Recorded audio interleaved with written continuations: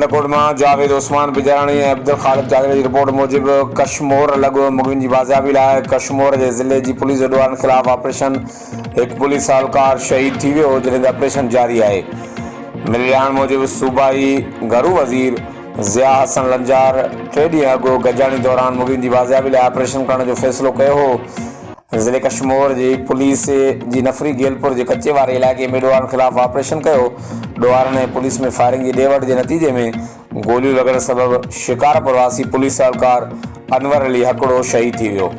वाक़िए वारे हंधि पुलिस जी इज़ाफी नफरी तलब कई वई आहे। शहीद पुलिस अहलकार जो मड़ अस्पताल मुंतक़िल कयो वियो आहे।